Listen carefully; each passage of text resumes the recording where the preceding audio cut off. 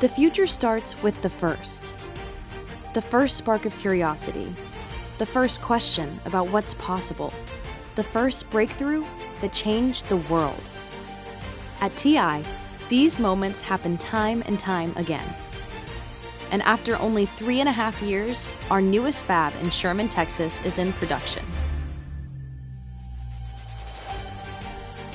Today, we are supplying customers around the world with chips that start their journey right here in Sherman, Texas. And the chips coming out of this factory will unlock innovation for years to come. This is more than just a new fab. It's a reflection of progress over decades, a continuation in how we bring innovations, both big and small, to life.